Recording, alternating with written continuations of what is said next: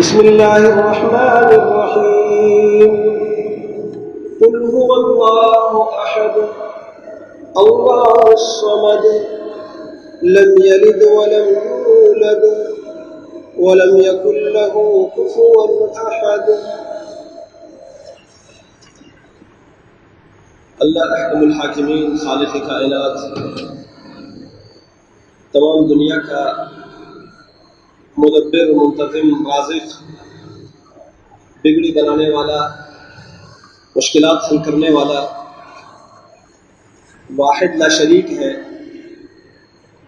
اس نے اپنے بندوں کو اپنی عبادت کے لیے پیدا کیا اور عبادت کا طریقہ کار بتانے کے لیے ہر دور میں اپنے نبی مبعوث فرمائے، تاکہ قیامت کے دن کسی کو بہانہ کرنے کا موقع نہ ملے کہ جس مقصد کے لیے ہمیں پیدا کیا گیا تھا وہ مقصد ہمیں معلوم نہیں تھا، یا اس مقصد کا طریقہ ہمیں نہیں معلوم۔ اللہ تبارک و تعالیٰ نے سب کے عذر اور سب کے بہانے ختم کر دیے۔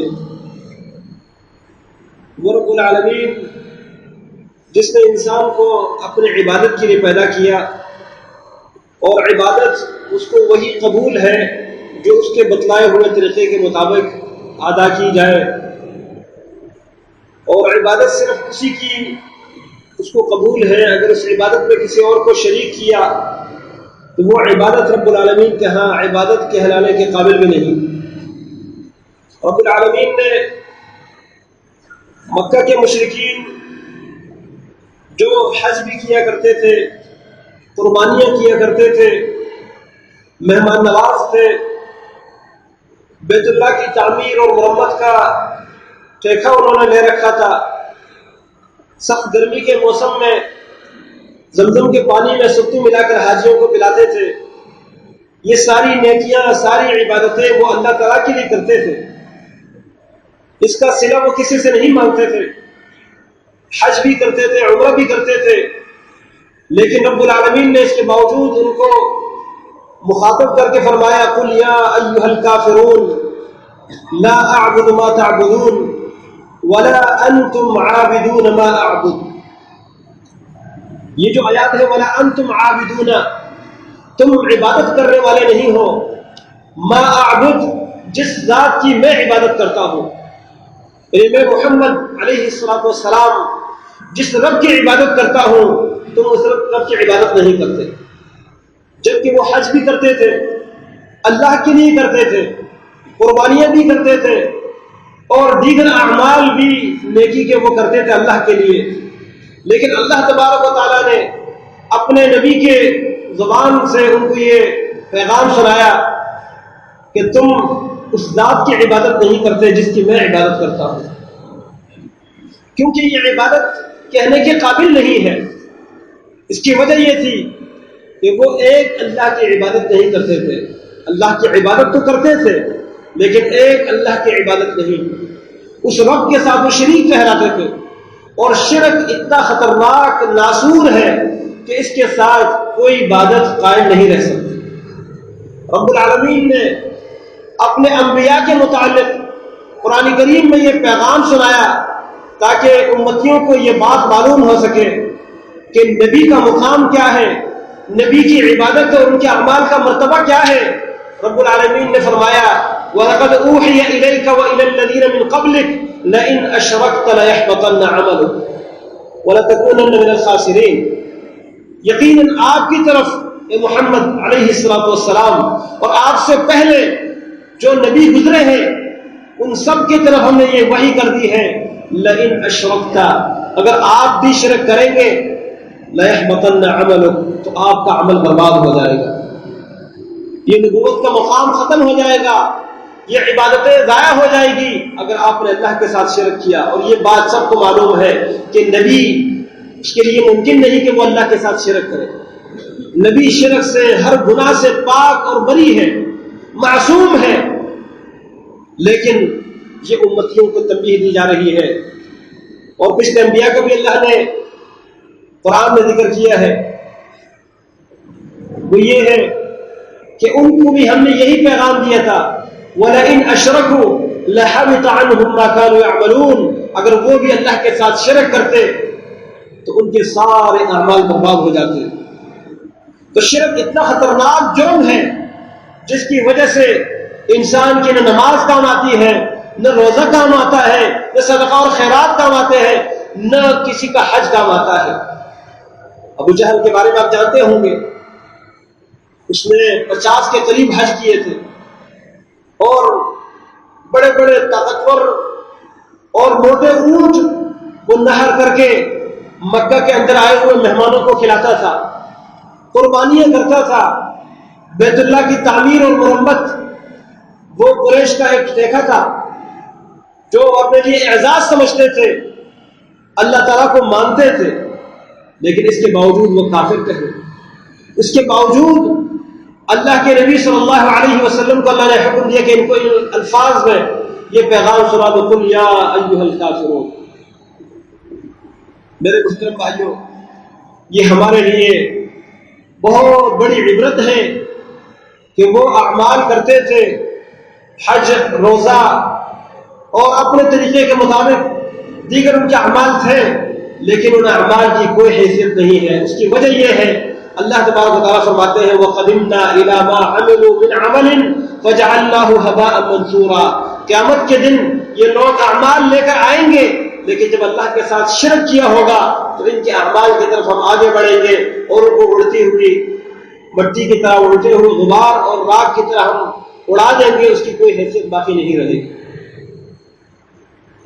تو ہمیں انتہائی زیادہ احتیاط کرنے کی ضرورت ہے، کیونکہ اعمال ہمارے ویسے ہی کمزور ہیں، اور جب شرک کی بیماری بھی ساتھ مل جائے، شرک کا وائرس بھی اس کے اندر شامل ہو جائے، تو وہ عبادت کسی کام کی نہیں رہے گی.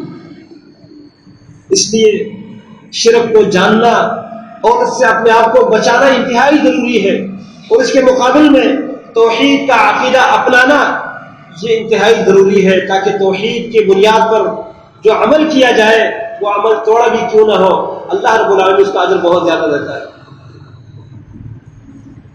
آپ کے سامنے توحید کے متعلق میری بات کا سلسلہ چل رہا تھا. توحید کی بنیادی طور پر 3 قسمیں قرآن اور سنت کے مختلف دلائل کی روشنی میں علماء کرام نے بیان کیے ہیں. ایک توحید ربوبیت ہے، یعنی اللہ تبارک و تعالیٰ کو رب ہونے میں ایک ماننا. رب لفظ عربی کا ہے، اس کا اردو میں یا کسی بھی زبان میں جامع ترجمہ نہیں کیا جا سکتا، اس لیے کہ رب اگر مالک کا ترجمہ کیا جاتا ہے تو یہ رب کا پورا معنی نہیں ہے، اگر خالق کا معنی کیا جائے تو یہ رب کا پورا معنی نہیں ہے، اگر مدبر اور منتظم متصرف کا معنی کیا جائے تو رب کا پورا معنی نہیں ہے. بلکہ رب اس کو کہا جاتا ہے جو پیدا کرنے کا اختیار بھی رکھتا ہو، ملکیت بھی اس کی ہو، اور اس کے اندر تصرف بھی وہ خود کرتا ہو. جیسے آج گاڑی کا موجد بنانے والا، اس کو گاڑی کا خالق تو کہا جا سکتا ہے، اس نے گاڑی بنائی، لیکن گاڑی بنانے کے بعد کبھی وہ گاڑی اس کی ملکیت سے نکل سکتی ہے، اس کو کوئی خرید سکتا ہے، یا بنانے والا کوئی کاریگر ہوگا، کوئی انجینئر ہوگا، لیکن کمپنی اس کی نہیں ہوگی، کمپنی کا مالک کوئی اور ہوگا. گاڑی بنائی کسی اور نے، ملکیت کسی اور کی ہوگی، اور کبھی کسی کی ملکیت بھی ہوگی لیکن اس کو اتنا ٹائم نہیں ہوگا کہ وہ خود چلائے، چلانے والا کوئی ڈرائیور ہوگا، اس کے اندر تصرف کرنے والا، اس کو استعمال کرنے والا، اس کو اپنے کام میں لانے والا کوئی اور ہوگا. جبکہ رب کے معنی میں یہ ساری چیزیں داخل ہیں. تو اللہ تعالیٰ کے بارے میں یہ عقیدہ رکھنا کہ پیدا کرنے بھی اس کا کام ہے، پیدا کرنے کے بعد ملکیت اور اختیار بھی اسی کا ہے، اس کے بعد تصرف جس طرح وہ چاہے، جو چاہے اس مخلوق میں وہ کرے، تو اس کو کوئی روکنے والا نہیں ہے. اور اس کے ساتھ ساتھ اس کو برقرار رکھنا، اس کو زندہ رکھنا، اس کو بڑھانا اور پالنا، اس کے لیے پلاننگ کرنا، یہ بھی اسی کے اختیار میں ہے. اللہ تعالیٰ کے ساتھ اس میں کوئی شریک نہیں. یہ وہ عقیدہ ہے جس کو عقیدہ ربوبیت کہا جاتا ہے، اور اس عقیدے میں تقریباً تمام انسان تمام لوگ وہ برابر کے موحد ہیں. اگر کوئی توحید اس کو سمجھتا ہے کہ اللہ ایک ہے تو مکہ کے مشرکین بھی اللہ کو دو نہیں مانتے. یہ بات ذرا سمجھنے کی ہے. مکہ کے مشرکین کبھی یہ دعویٰ نہیں کرتے تھے کہ اللہ کے ساتھ کوئی اور بھی ہے، اللہ دو ہے، بلکہ مکہ کے مشرکین تو دور ہیں. آج کے زمانے کے ہندو سے پوچھے وہ بھی کہیں گے آسمان والا جو بھگوان ہے وہ ایک ہے. وہ اللہ کی ذات میں، اس کی ربوبیت میں کسی کو شریک نہیں ٹھہراتے. خاص صرف ایک دو فرقے ہیں. ایک دہریہ ہے. دہریہ جو سمجھتے ہیں کہ یہ جو کچھ ہو رہا ہے یہ زمانے کے گزرنے سے ہوتا ہے. حیات الدنیا، یہ جو ہماری دنیا کی زندگی ہے بس یہی زندگی ہے. نموت و نحیا، ہم زندہ ہوتے ہیں اور مرتے ہیں. وما یہلکنا الا الدہر، اور ہمیں صرف زمانہ ہی ہلاک کر دیتا ہے. زمانہ گزرتا ہے تو ہماری زندگی پوری ہو جاتی ہے اور ہم مر جاتے ہیں.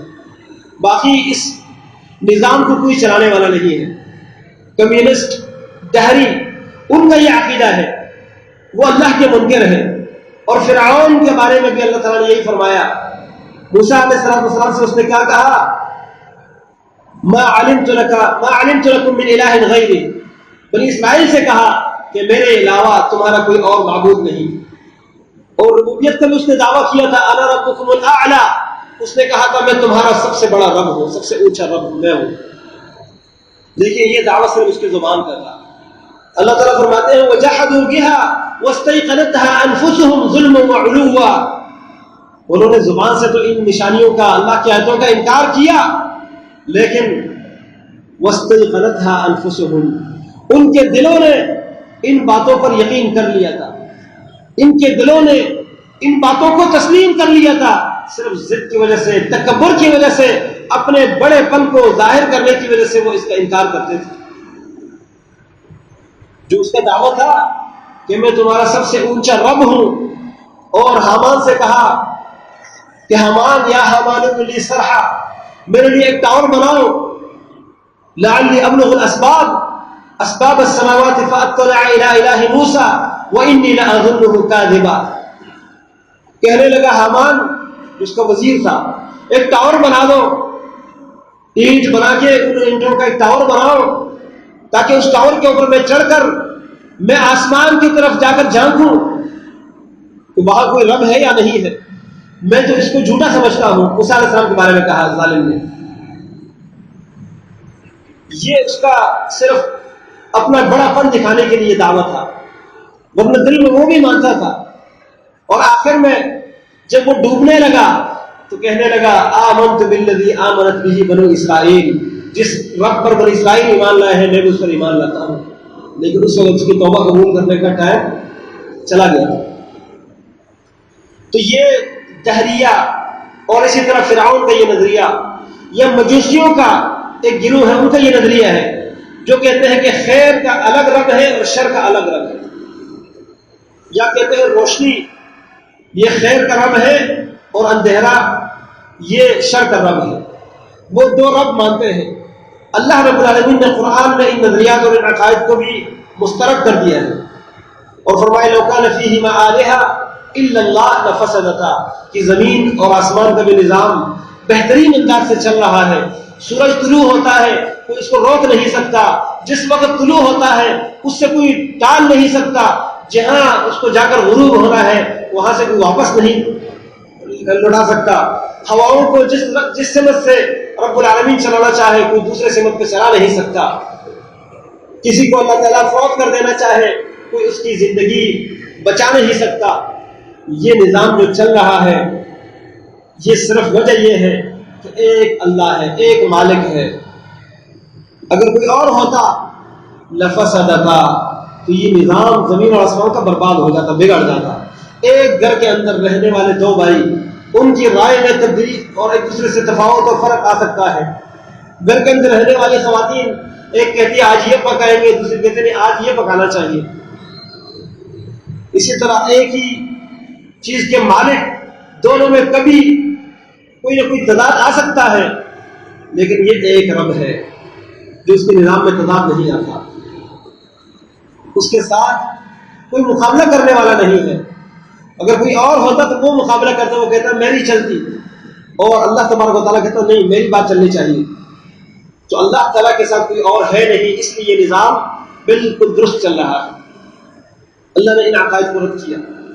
لیکن آج جس چیز کی میں وضاحت کرنا چاہتا ہوں وہ یہ ہے کہ عام طور پر مشرکین مکہ جن کے خلاف اللہ کے نبی صلی اللہ علیہ وسلم نے غزوہ بدر، غزوہ احد، غزوہ حنین، غزوہ احزاب اور دیگر غزوات لڑے ہیں، جن کو رسول اللہ صلی اللہ علیہ وسلم کی دعوت اچھی نہیں لگتی تھی، اللہ کے نبی صلی اللہ علیہ وسلم کو سچا، امین اور شریف ماننے کے باوجود آپ صلی اللہ علیہ وسلم کو مکہ سے جلاوطن کرتے ہیں، مکہ سے نکلنے پر مجبور کرتے ہیں. اس کی وجہ کیا تھی؟ آج جو ہندو کافر ہے اس کی وجہ کیا ہے؟ کہ وہ اللہ کو نہیں مانتے، اور یا کیا وہ اللہ کو ایک نہیں مانتے؟ یقیناً یہ سب اللہ کو ایک مانتے ہیں، اللہ کو خالق مانتے ہیں، اللہ کو مالک مانتے ہیں. اور یہ میں نہیں کہتا، قرآن کریم اس بات کی گواہی دیتا ہے. رب العالمین فرماتے ہیں، سورۃ العنکبوت ہے، اس میں رب العالمین کا ارشاد ہے وَلَئِن سَأَلْتَهُم مَّنْ خَلَقَ السَّمَاوَاتِ وَالْأَرْضَ وَسَخَّرَ الشَّمْسَ وَالْقَمَرَ لَيَقُولُنَّ اللَّهُ. اگر آپ ان سے سوال کریں گے، ان سے پوچھیں گے، یہ 61 نمبر آیات سورۃ العنکبوت 21واں پارہ، فرمایا اگر آپ ان مکہ کے مشرکین سے سوال کریں من خلق السماوات والارض کہ آسمان اور زمین کو کس نے پیدا کیا، وسخر الشمس والقمر اور یہ چاند اور سورج ان کو کس نے اپنے حکم کا تابع بنایا، لیقولن اللہ وہ کہیں گے ایک اللہ ہے، اللہ نے یہ سب کچھ کیا. فأنا یؤفکون یہ کس طرف پھر جاتے ہیں.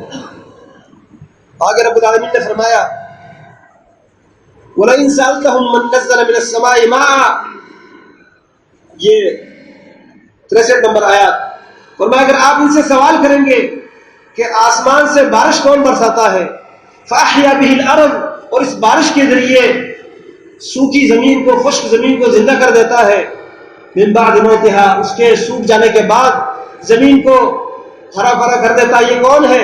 فرمایا لَيَقُولُنَّ اللَّهُ وہ کہیں گے ایک اللہ ہے. وہ اللہ کو مانتے تھے، اللہ کی قدرت کو مانتے تھے، اللہ کو متصرف اختیار رکھنے والا تسلیم کرتے تھے. بلکہ رب العالمین نے یہاں تک بھی فرمایا کہ جب یہ سمندر میں سفر میں ہوتے ہیں اور تیز ہوائیں آتی ہیں، تیز ہواؤں میں جب یہ پھنس جاتے ہیں، طوفان میں پھنس جاتے ہیں، ان کو پھر پتہ چلتا ہے کہ یہاں سے ہمیں اگر کوئی چھڑا سکتا ہے، کوئی نکال سکتا ہے تو وہ کون ہے؟ ایک اللہ کی ذات ہے. اللہ رب العالمین فرماتے ہیں سورۃ لقمان آیت نمبر 31 أَلَمْ تَرَ أَنَّ الْفُلْكَ تَجْرِي فِي الْبَحْرِ بِنِعْمَةِ اللَّهِ لِيُرِيَكُم مِّنْ آيَاتِهِ إِنَّ فِي ذَلِكَ لَآيَاتٍ لِكُلِّ صَبَّارٍ شَكُورٍ. اس کے بعد فرمایا وَإِذَا غَشِيَهُم مَّوْجٌ كَالظُّلَلِ دَعَوُا اللَّهَ مُخْلِصِينَ لَهُ الدِّينَ جب ان کو سمندر کی موجیں گھیر لیتی ہے، جیسے بادلوں کی طرح یہ موجیں تہ درتے ہوتی ہے، فرمایا یہ صرف ایک اللہ کو خالص کر کے پکارتے ہیں، یا اللہ تو ہی ہمیں بچا سکتا ہے. مخلصین لہ الدین ایک اللہ تعالیٰ کی عبادت کرتے ہیں، پھر عبادت، پکار، دعا اللہ کے سوا کسی اور سے نہیں کرتے. فرمایا فلما نجاہم الی البر جب اللہ تعالیٰ ان کو خشکی کی طرف نجات دے دیتا ہے، فمنہم مقتصد ان میں سے بعض درمیانہ روی اختیار کرنے والے یعنی حق راستے پر چلنے والے ہوتے ہیں. وما يجحد بآیاتنا الا كل ختار کفور ہر ناشکرا اور ہر تکبر کرنے والا وہی میری آیتوں کا انکار کرتا ہے.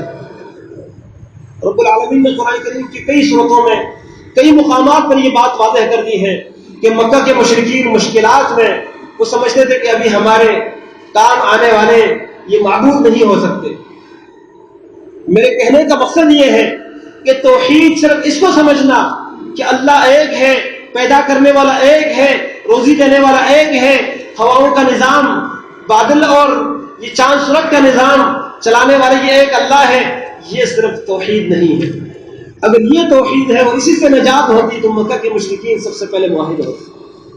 ہندو بھی اس بارے میں موحد ہوتے، لیکن توحید یہ نہیں ہے. یہ صرف توحید ربوبیت ہے. اس کے علاوہ توحید کی دوسری قسم جس میں بہت بڑی کوتاہی پائی جاتی ہے وہ ہے توحید الوہیت. عبادت میں، بندگی میں اللہ کو ایک ماننا، بندگی میں اللہ کو ایک ماننا. اور یہاں یہ بات بھی عرض کرتا چلو کہ توحید ربوبیت میں بھی ہمارے معاشرے میں ایسے لوگ جو توحید سے ناواقف ہیں وہ اس میں بھی اللہ کے ساتھ شریک ٹھہراتے ہیں. جیسے یہ مکہ کے مشرکین کی حالت اللہ نے بیان کی، میں نے نہیں، اللہ نے سورۃ لقمان کے اندر یہ حالت بیان فرمائی کہ جب وہ سمندر کے طوفان میں پھنس جاتے ہیں تو پھر باقی معبودوں کو بھول جاتے ہیں، کسی کو نہیں پکارتے. لات، منات، عزا، حبل اور دیگر جن کو یہ مشکلات میں پکارتے تھے ان کو پکارنا چھوڑ دیتے ہیں. کہتے ہیں اب ہمیں نجات صرف وہ دے سکتا ہے جو آسمان کا رب ہے. رسول اللہ صلی اللہ علیہ وسلم کے پاس ایک شخص آیا، مسلمان ہوا. مسلمان ہونے کے بعد رسول اللہ صلی اللہ علیہ وسلم نے اس سے سوال کیا کہ تم کتنے معبودوں کو پوچھتے تھے، مشکلات میں کن معبودوں کو تم پکارتے تھے؟ اس نے کہا 10 معبودوں. فرمایا وہ کون کون سے 10 ہیں؟ کہا 9 زمین پر ہے اور 1 آسمان میں ہے. 9 زمین پر 1 آسمان میں. رسول اللہ صلی اللہ علیہ وسلم نے فرمایا جب مشکل وقت آتا اس وقت زمین والے معبود کام آتے، جو آسمان پر ہے وہ کام آتا. کہتے ہیں جب مشکل میں ہم پھنس جاتے تھے پھر تو زمین پر جو ہمارے معبود ہوتے تھے وہ کام نہیں آتے، صرف وہی ذات کام آتی جو آسمانوں کے اوپر ہے، ایک رب. اور آج ہماری حالت یہ ہے کہ مشکل سے مشکل وقت میں اگر ہم پکارتے ہیں تو رب کو نہیں بلکہ رب کے بندوں کو. لیکن یہ بات ذہن میں رکھیے کہ اس بات کا انکار کرنا کہ عبادت اللہ کے سوا کسی کی نہیں ہونی چاہیے، یہ اولیاء، فرشتے، انبیاء ان کی گستاخی نہیں بلکہ یہ انہی کا طریقہ ہے، یہ انہی کا طریقہ ہے. اللہ تعالیٰ نے جتنے نبی بھیجے ہیں ان تمام انبیاء کی بعثت کا مقصد رب نے کیا بیان فرمایا؟ وَلَقَدْ بَعَثْنَا فِي كُلِّ أُمَّةٍ رَسُولًا أَنِ اعْبُدُوا اللَّهَ وَاجْتَنِبُوا الطَّاغُوتَ. سورۃ النحل. فرمایا ہم نے ہر امت میں ایک رسول بھیجا تھا اور ان کی دعوت کیا تھی؟ ان اعبدوا اللہ، ایک اللہ کی عبادت کرو، واجتنبوا الطاغوت، غیر اللہ کی عبادت سے بچ جاؤ.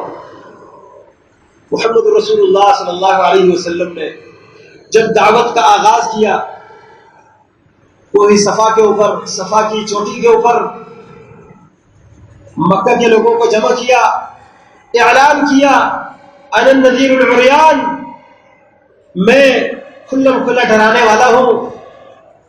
اور جب عرب لوگ یہ آواز سنتے تھے تو وہ اس آواز کی طرف لپکتے تھے کہ کوئی مشکل حالات آئے ہیں، کوئی دشمن کی طرف سے کوئی خطرہ ہے، تو لوگ سارے جمع ہو گئے. رسول اللہ صلی اللہ علیہ وسلم نے سب کو الگ الگ پکارا. بنو عبد المطلب کو، اپنے خاندان کے لوگوں کو اور دیگر قریش کے قبائل کو الگ الگ نام لے کے پکارا. کہا اگر میں آپ کو یہ بات بتاؤں کہ اس چوٹی کے پیچھے سے دشمن تمہارے اوپر حملہ کرنے کے لیے تیار بیٹھا ہے اور تمہارے اوپر دشمن چڑھائی کرنے کے لیے آ رہا ہے، کیا تم میری بات پر یقین کرو گے؟ اب ان کو قائل کرنے کے لیے کیسے انداز اختیار کیا؟ اگر میں محمد علیہ الصلوۃ والسلام آپ کو کہہ دوں کہ اس پہاڑ صفا کے پیچھے سے دشمن حملہ کرنے کے لیے آ رہا ہے تو کیا تم لوگ میری بات پر یقین کرو گے؟ سب نے کہا ہاں ہاں کیوں نہیں، ما جربناک الا صدقا، آپ نے ہمارے درمیان 40 سال کی زندگی گزاری، آپ کا بچپنا ہم نے دیکھا، آپ کی جوانی ہم نے دیکھی، ہم نے تو آپ کو سچا ہی پایا، ہم نے آپ کو جھوٹ بولتے کبھی نہیں دیکھا. آپ اگر سچ نہیں بولتے تو اور کون ہوگا؟ اور ہم اگر آپ کی بات پر یقین نہیں کریں گے تو کس کی بات پر یقین کریں گے؟ اس سب نے اقرار کیا. رسول اللہ صلی اللہ علیہ وسلم نے فرمایا قولوا لا الہ الا اللہ، بس میں جو دعوت دینے کے لیے تمہیں یہاں جمع کر چکا ہوں وہ یہ ہے کہ تم یہ کہو کہ عبادت صرف ایک ذات کی ہونی چاہیے، بندگی کا حقدار صرف ایک اللہ ہے، اس کے علاوہ کوئی بھی عبادت کا حقدار نہیں۔ یہ بات ان کے لیے بہت بھاری گزری۔ قولوا لا الہ الا اللہ، لا الہ الا اللہ کہو۔ ہم سے اگر کوئی 100 دفعہ لا الہ الا اللہ کہلوائے تو ہم کہنے کو تیار ہیں، لیکن ہمیں نہیں پتہ کہ لا الہ الا اللہ کے اندر کیا اتنی بڑی بات ہے جس کو کہنے کے لیے وہ لوگ تیار نہیں ہیں جو ابھی تک سچائی کی تصدیق کرتے تھے، محمد رسول اللہ صلی اللہ علیہ وسلم کو صادق الامین مانتے تھے، بلکہ وہ شخص جو نبی کریم صلی اللہ علیہ وسلم کی پیدائش پر اتنا خوش ہوا تھا کہ جس لونڈی نے نبی کریم صلی اللہ علیہ وسلم کی ولادت کی خبر سنائی تھی، خوشخبری دی تھی، اس سے کہا تھا کہ جاؤ آج کے بعد تم آزاد ہو، تم نے مجھے اپنے یتیم بھتیجے کی پیدائش کی خبر سنائی ہے۔ کیونکہ رسول اللہ صلی اللہ علیہ وسلم ابھی اپنی والدہ کے رحم میں تھے کہ آپ کے والد فوت ہو گئے تھے۔ تو ابو لہب اس نے کیا کہا؟ بڑی خوشی کا اظہار کیا تھا پیدائش پر، بڑی محبت کرتا تھا، لیکن جب یہ بات اللہ کے نبی صلی اللہ علیہ وسلم کی زبان مبارک سے سنی، قولوا لا الہ الا اللہ، لا الہ الا اللہ کہو، تم کامیاب ہو جاؤ گے، تفلحون، فلاح پاؤ گے، نجات پاؤ گے، اپنے مقصد کو پاؤ گے۔ ابو لہب نے کیا کہا؟ اس لعین نے کہا تبا لک یا محمد الہذا جمعتنا سائر اليوم والعیاذ باللہ، کہنے لگا محمد علیہ الصلوۃ والسلام تیرے لیے ہلاکت اور بربادی ہو، تو نے ہمیں اس بات کے لیے یہاں اکٹھا کیا تھا۔ اب اتنے سخترین الفاظ استعمال کیے کہ رب العالمین نے آسمان سے اس کے جواب میں سورت اتاری، تبت یدا ابی لہب وتب ما اغنى عنه ماله وما كسب سيصلى نارا ذات لهب وامرأته حمالة الحطب في جيدها حبل من مسد۔ اللہ نے فرمایا محمد صلی اللہ علیہ وسلم کے لیے تباہی نہیں، آپ تو اللہ کے نبی ہیں۔ فرمایا ابو لہب کے دونوں ہاتھ برباد ہو جائیں اور یہ خود بھی تباہ ہو جائے، ہاتھوں سمیت تباہ ہو جائے، اور تباہ ہو گیا۔ ما اغنى عنه ماله وما كسب، اس کے مال اور اس کی کمائی نے اس کو کچھ بھی فائدہ نہیں دیا، اور قریب یہ بڑھتی ہوئی آگ میں داخل ہوگا، اور اس کی بیوی جو لکڑیاں اٹھا اٹھا کر لانے والی، ایندھن اٹھا اٹھا کر لانے والی، نبی کریم صلی اللہ علیہ وسلم کے راستے میں کانٹے بچھانے کے لیے پہاڑوں سے یہ کانٹے لاتی تھی، ام جمیل۔ اب یہ سورت اللہ تعالیٰ نے نازل فرمائی، اور بھائی یہ اس کی جو بیوی ہے اس کی حالت یہ ہے، فی جیدہا حبل من مسد، اس کے گلے میں رسی کھجور کے پتوں کی بنی ہوئی، کھجور کے تنوں کے چرکوں کی بنی ہوئی رسی اس کے گلے میں ہوتی ہے، اور یہ نبی صلی اللہ علیہ وسلم کے خلاف اپنی کوششوں میں لگی رہتی ہے۔ یا یہ ہے کہ قیامت کے دن اس کے گلے میں رسی کا پندہ ڈال دیا جائے گا، یا یہ ہے کہ جب یہ مر رہی تھی اس وقت یہ حالت تھی اس کی۔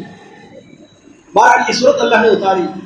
تو ابو لہب نے اپنی دشمنی کا اظہار کیا، وجہ یہ تھی کہ محمد صلی اللہ علیہ وسلم نے کیا کہا تھا؟ قولوا لا الہ الا اللہ، لا الہ الا اللہ، اس میں توحید الوہیت ہے، یہ کہو کہ اللہ کے سوا کوئی الہ نہیں، لا الہ نہیں کوئی بھی الہ۔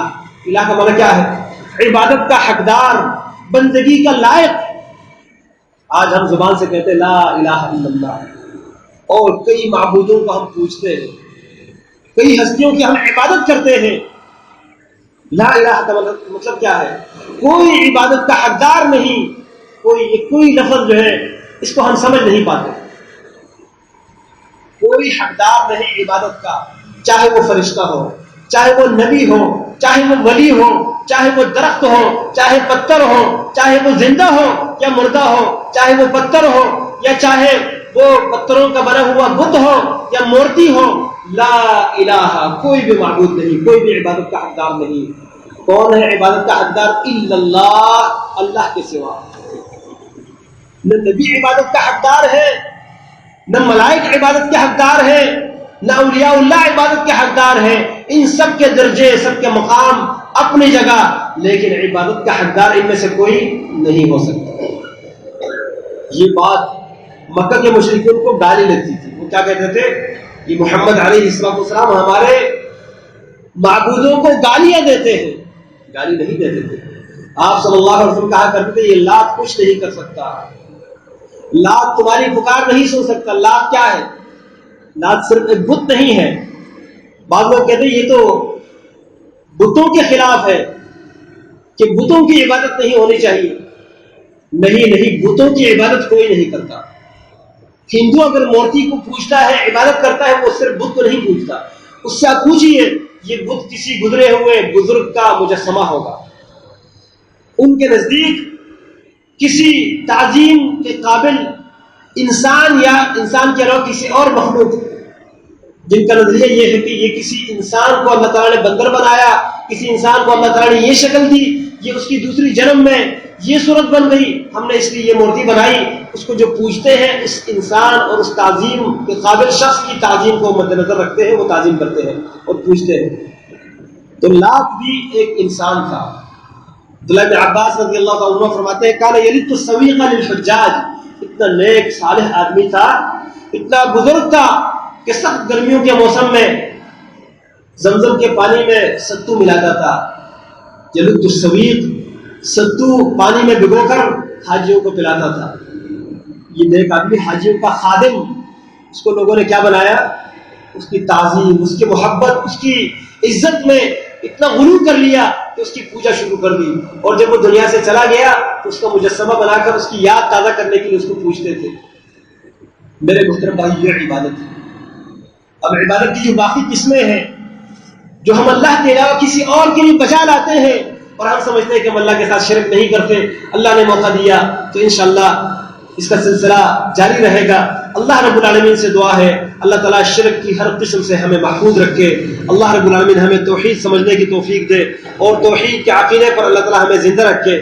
توحید کو اللہ رب العالمین ہمیں اپنائے ہوئے اس دنیا میں زندہ بھی رکھے اور اسی توحید کی حفاظت کرتے ہوئے، اس توحید کو بچاتے ہوئے اللہ رب العالمین ہمیں اسی پر شہادت کی موت نصیب فرمائے.